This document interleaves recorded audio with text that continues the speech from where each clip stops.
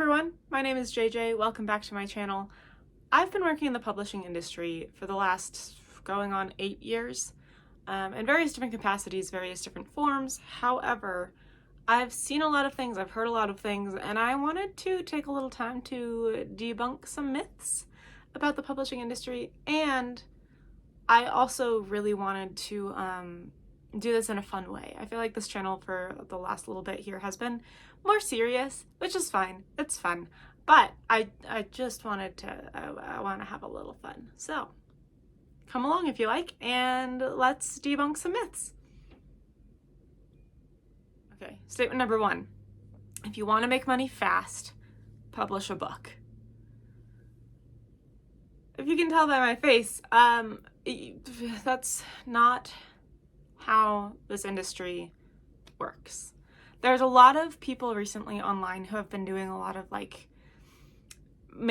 get rich quick sort of schemes, or different now with print on demand publishing you can publish your book and make 6 figures like I do, which is just simply not how it happens for the majority of people. I've worked in the publishing industry for, like I said, the last going on 8 years. I've worked as a freelancer, I've worked as a literary agent, I've worked in traditional publishing, I've worked in hybrid publishing, I helped authors self-publish books.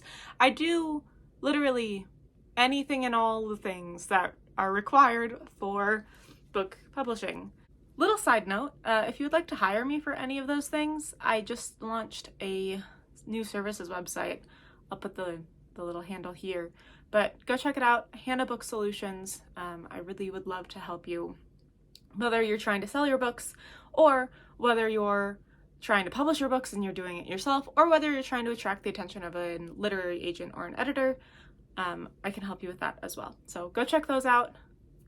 Cool. This industry is not an industry that will help you make money quickly. You can start, in theory, yes, with self-publishing with Amazon KDP. You can take the book that you wrote in whatever, a week or whatever, however long it took you to write this thing. You can upload it to their platform. They will start printing and shipping, and it'll be live on Amazon within, I think their thing is 3 days. And so if you, yes, all of the pieces are there for you to make money quickly, to generate income quickly, to generate income without you having to be actively involved. All of the pieces are there because it's live on a sales website, it's searchable, people can find it. The problem is you and everyone else are doing the same thing. And if you're not putting in the effort to get out ahead of those groups, right? If you're not putting in the effort to get out ahead of everyone else, to be a known voice in the industry that your book targets. But you have to keep in mind, any of these books, you would still be competing with them in the market. If the book was big, like The Hunger Games years ago, you're still going to be fighting against The Hunger Games for bestseller status on storefronts like Amazon. So it's not a fast way to make money. That, in fact, is false. Unless you happen to be the kind of person who already comes into this with a huge following, say Barack Obama or Misha Collins, and you decide to publish your book. And from there, you tell your thousands of millions of followers, and everybody goes and buys your book because they like you. Perfect. That's a great way to make a lot of money quickly. But if you don't have that yet, as just a normal person, this is not a fast way to make money. It's just not. This industry is not designed to make you money quickly. It is designed to help you make money eventually, but it is not designed to make you money quickly. Statement number 2, you don't need to edit your book before sending it to press. False. False. Every single book that has ever been written needs to be passed through an editor of some sort, right? Ideally, and I have videos about this, ideally you'll send it through to 3 different types of editors. Developmental/content. These are the people who do the big picture stuff. Copy editing or line editing. These are the people who do the grammar, word choice, syntax, flow, in the really minute details. They do fact checking, etc. And then you'll also, after it's all laid out, send it through a proofreader to make sure that in the process of transferring it from a Word document to the PDF that looks like a book, you didn't accidentally miss entire sentences, or the pages aren't in the wrong direction. Not the wrong direction, but like page 76 doesn't come before page 25, right? There's things like that that a proofreader will catch. And all of those stages must be part of the process to produce a quality book. Obviously, you don't have to do these if you don't have the same quality guidelines, but any publishing house, traditional or hybrid, is going to have standards of quality that they must follow and that they're aiming to follow. And so they have to put all of those things into place. And that's a big part of why you want to go with a publishing house versus doing it yourself, is they have those standards. They can guarantee that you're going to get a good book. This is not the same as a self-publishing services provider, nor is it the same as a vanity press. Those people don't have the same standards for production. So keep that in mind as you're vetting people to actually help you produce your book, whether they are the traditional route or the other alternatives out there that are not just you yourself uploading it on Amazon. But you absolutely must edit your book before you put it out into the world. It will be a better book for it, and it will help solidify your author career and build you a really solid brand. That's a really important thing. You want to be trustworthy, so do edit your book. Statement number 3. You must edit your book before you send it to agents and or acquisitions editors. False. It is not required that you edit your book at that stage. Because that is such an early stage of production, you do not have to edit your book before you send it out. It might give you a leg up in the running. It might give you the best chance possible. But don't get caught up in, oh my gosh, my book isn't perfect, before you send it out to agents and editors. They're going to be able to see if your book has that spark, whether or not the grammar is perfect. And they're going to know that before this book actually goes to press, there's going to be people working on it. So whatever version that they see that they sign is not going to be the final draft that eventually gets printed. They know that. You should know that. Take a deep breath. Release that perfectionistic tendency to just keep editing and editing and editing and editing, because it's better to have the book out there. You have to send it out before somebody can say yes to it. So you do not need to edit your book before you send it out to acquisitions editors and agents. However, if you do find that you're not getting the responses that you were hoping for, give it some time. 12 rejections is not a lot of rejections, contrary to what the folktale about J.K. Rowling is. 12 rejections is a very low amount of rejections, so give it some time.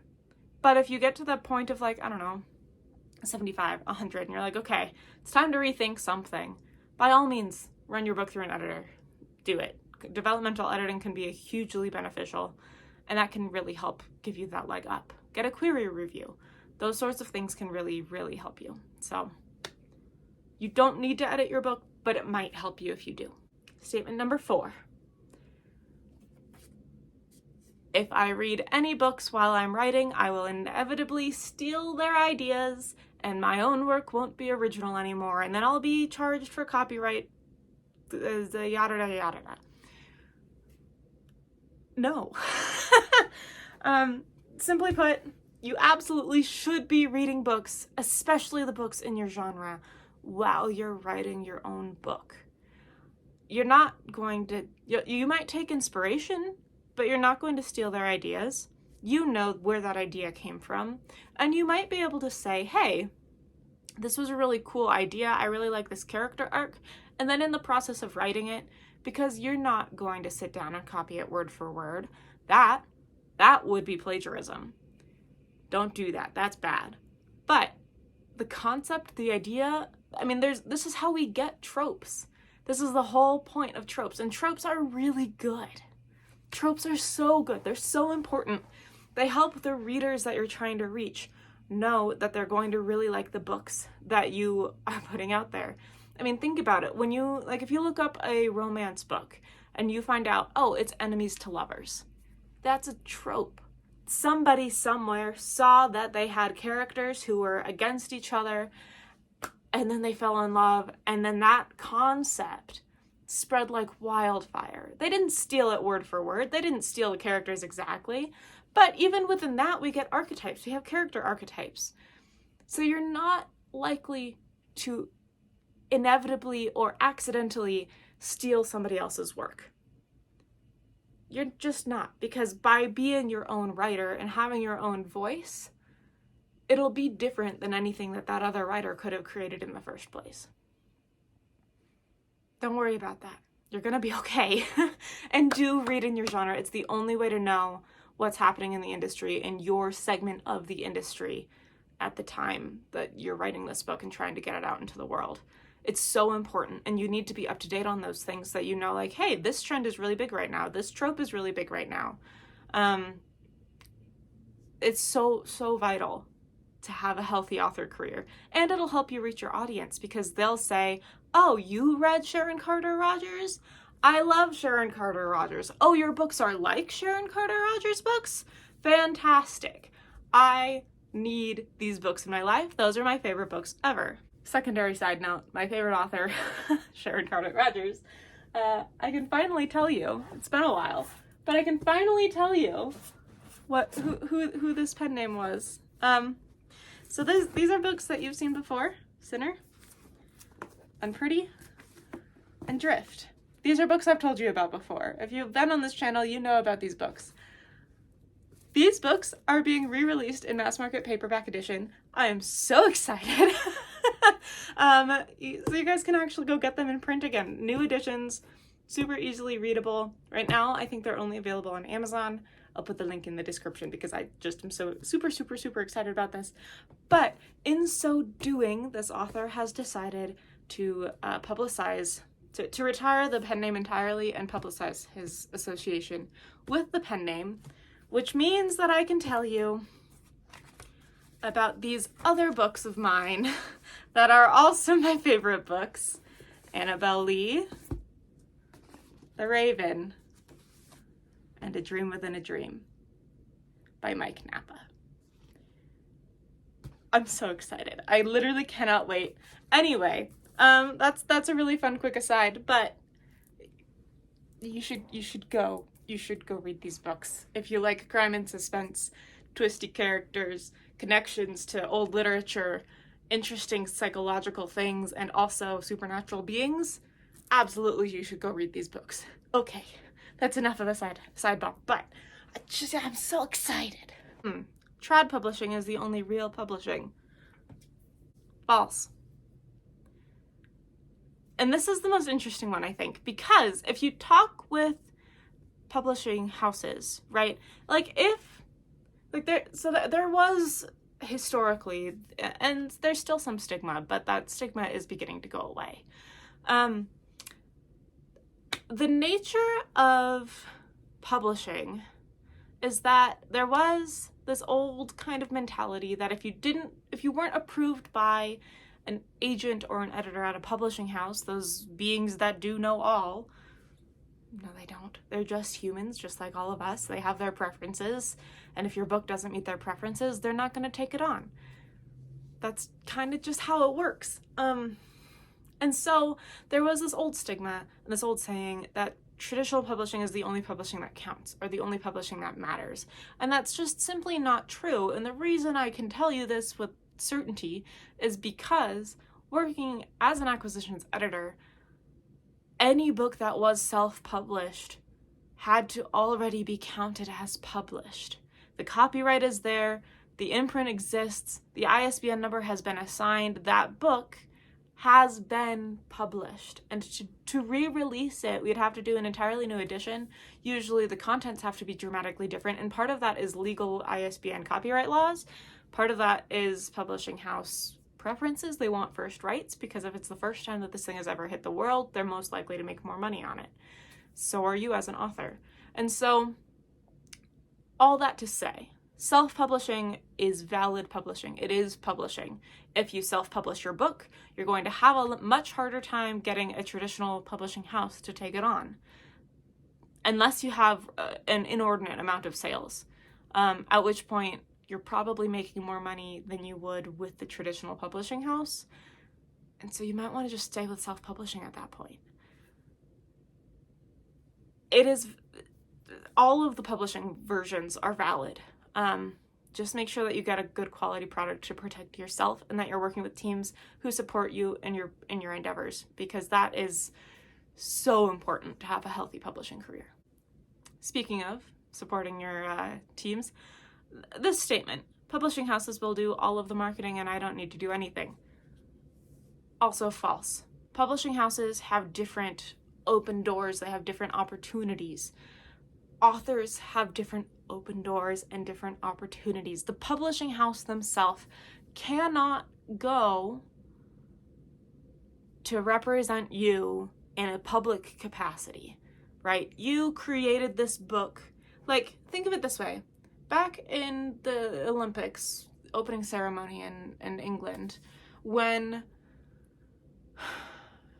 J.K. Rowling read a segment of Harry Potter as part of the opening ceremony for the Olympics on the world stage, right? When she did that, that would not have had the same effect if her publisher or literary agent did that. That wouldn't work.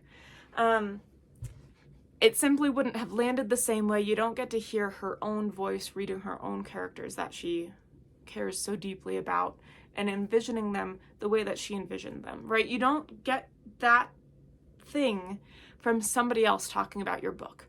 Only you can talk about your book in a way that is the most effective and the most accurate. Publishing houses can try, their marketing teams can try, their publicists can try, but when it comes right down to it, none of them are going to have your passion for this book that you have. So, the publishing house, simply put, cannot do all of the marketing for your book. It would be ineffective marketing. They can, and most of them will, put out for the opportunities that are available to them in terms of landing featured deals in different online stores and physical stores, in terms of negotiating with bookstores for different, like Barnes & Noble exclusive editions, in terms of running ads in librarian magazines and reaching readers on Goodreads and other places like that. The publishing houses are likely to do those things depending on what is in their budget and depending on what is in their expectations based off of your contract. But you also have to do something, because as the author, you have the ability that the publishing house doesn't have to reach and interact with your readers on a personal level. And that is what is going to draw readers to your book. That's so exciting. It's so exciting. I love it so much that you have that opportunity. And so, simply put, the publishing house simply cannot do all of the marketing, and it would be to your detriment if all of that was on their shoulders all the time. That does mean that you have to learn how to do the marketing, and that's a teachable skill. Marketing is a learnable skill. You can learn that. I can help you with that. I have resources for you. Check the description down below. I have an online course. You can hire me to help you. There's different things like that. But it's a learnable skill. You can do it. It would not be as helpful to you if the publishing house did everything on your behalf, simply because they wouldn't be able to do it in a way that would really, really reflect your book. This last statement is one that I hear a lot. It's one that I believed when I was younger, and I don't know where it came from. But after you spend about 5 seconds thinking about it, you'll realize where the fallacy is, right? And the statement is this: I will be instantly famous after I publish my book. Have you found the fallacy yet? Problem being, the way that the world is so inundated with books. I mean, like I said before, you're competing with all of the books on the market, right? If you're not doing any marketing up until the day that your book actually releases, it's already too late. I mean, it's never a bad time to start marketing. There's a lot that you can do after the fact, but you can do the most leading up to the actual release of your book, gathering interest, gathering intrigue. It's important that you do that. because you've been living as a civilian in this world for a really long time. How many people, when you walk into a room, turn and look at you and say, "Oh my gosh, I've been waiting for you to arrive," if they're not like your grandma or your best friends? How many people do that? You walk into a room full of strangers, and do any of them, like if you walk into a coffee shop, do any of the patrons of the coffee shop look up at you and say, "Oh my gosh, I can't believe it's you"? No. You are not going to be instantly famous for publishing a book. The book is not going to instantly sell itself, depending on the genre, but most of the time it's not going to instantly sell itself. The only caveat to that really is in nonfiction, educational, or how-to books. Those are the kinds of books that people are most likely to buy multiple of, and so those might sell themselves a little bit more than any other books. But you have to be a known name enough for people to know and recognize you when they see your book. And that's the point of a platform. That's the whole point of a platform. You are not going to be instantly famous when you publish your book. The world has not been waiting for you to publish your book. Unless you've taken the time to build that following ahead of time. I'm sorry to break this news to you, but you have to build that following. And I do have good news on that note. I have an entire online course designed to help you do that. This course is designed to take you wherever you're at in this process, whether you've published your book and now you're realizing that sales are really difficult, or whether you are looking to publish your book and you want to get the best head start, or if you're just trying to build a personal brand and you're not a writer, but you think it might be helpful. This course is tailored toward writers. However, you might find it beneficial anyway. We talk about personal branding, we talk about content calendars, we talk about which content platforms are the right platforms for you to be part of, to engage with, and you get access to me. So if any of that sounds like it might be something you'd be interested in, go check the link in my description. That link is going to be jjhannaacademy.teachable.com. I cannot wait to see you over there if this sounds like something you would benefit from. I really do think that it would be a really beneficial thing for most people. All of the authors that I work with, most of them have started with no platform at all, or they've started with, okay, well, I have Facebook, but I don't know what to do with it. How on earth do I use this to sell things? I don't know what I'm doing. I post pictures. I talk about politics. Is that enough? Is that what I should be doing? We go into all of that in this course in terms of how do you find the content to create, what is your brand, what is your niche, and how do you do this well. I would love to see you over there. Go check it out. Until next time, I would love it if you would check out these playlists about welcome to the publishing industry, everything you need to know, and also how to break into the publishing industry, everything you need to know. And then also, if you're just interested in more little fun videos like this, I'll put that playlist here as well. I would really appreciate it if you would drop a like on this video, share this video with your friends if you enjoyed any of this or if any of this was new to you, and subscribe. It really means a lot. I would really love to hit some of my subscriber goals this year. I love doing this. I love being here with you. I love teaching you what I know, that I've learned in my hard-earned years of experience in this. So that's enough rambling from me today. Until next time, I will see you then. Take care of yourselves. Happy writing. Bye.